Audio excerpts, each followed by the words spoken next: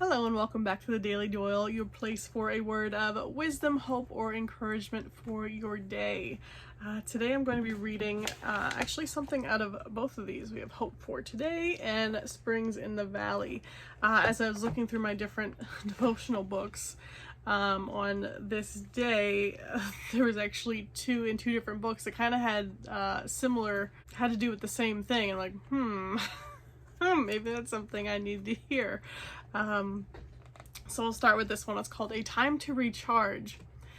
The verse is Mark 6:31, and he said to them, "Come abide by yourselves to a deserted place and rest a while." Rechargeable batteries are nothing new. An early version of them was invented in 1859 by French physicist Gaston Planté. But imagine how surprised Planté would be if he could see how dependent we've become on his invention. The modern world wouldn't exist without batteries. They run our vehicles, devices, computers, and toys. Batteries are little boxes of energy that keep things powered up, but they must frequently be connected to an external power source or they run down and die, usually at the worst time. Just like batteries, God created us with internal reserves of physical, emotional, and spiritual energy. But we need frequent recharging or we'll wear ourselves out. We're not perpetual motion machines. After we've expended energy, we must rest and become replenished. We do this physically by resting, mentally by meditating, and spiritually by leaning on the Lord in faith and fellowship. Jesus told his disciples to come with him to a quiet place and get some rest. That's a divine command from him who made us. Don't be afraid to take some time for yourself. This is a great time to recharge. Remember, if your output exceeds your intake, your upkeep will be your downfall. As I was reading this, I couldn't help but think of our cell phones. And if it gets down to 10%, like it is a life and death matter. Like we must find a phone charger like immediately. If it gets down to 2%, there's no like, it's okay, I'm just gonna muster through it. It's all right. We'll just keep pushing. Like that's not even an option. And I sometimes imagine like what it would be like if our bodies had that same like battery life indicator somewhere saying like, hey, you got 2% left. You either need to recharge or you're just shutting down completely. Because we don't view it that way. We're like, no, I need to finish this. I need to keep going.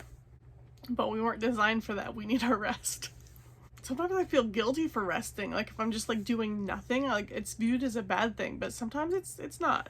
So out of this other one, the verse is Psalm 46:10. Be still and know that I am God. Let thy soul walk softly in thee like a saint in heaven unshod, for to be alone with silence is to be at home with God.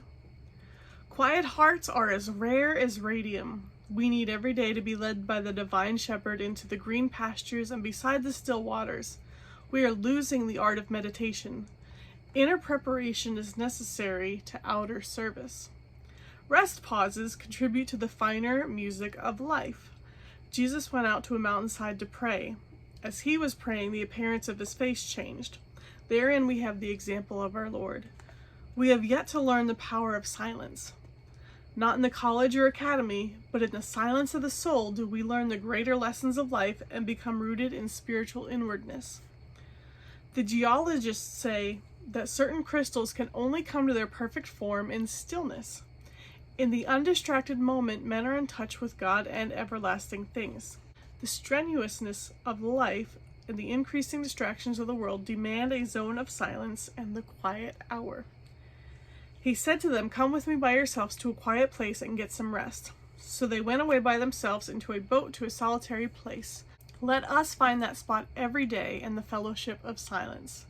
On such moments, infinite issues hinge. In every life there's a pause that is better than onward rush, better than hewing or mightiest doing. 'Tis the standing still at sovereign will. There's a hush that is better than ardent speech, better than sighing or wilderness crying. 'Tis the being still at sovereign will. The pause and hush sing a double song in unison low and for all time long. O human soul, God's working plan goes on, nor deeds the aid of man. stand still and see, be still and know. So I thought those were great readings, just as a great reminder for us. Find rest. Make time for that rest, recharge, so that you're able to give your day your best. Thanks for joining me for this, and I'll see you next time.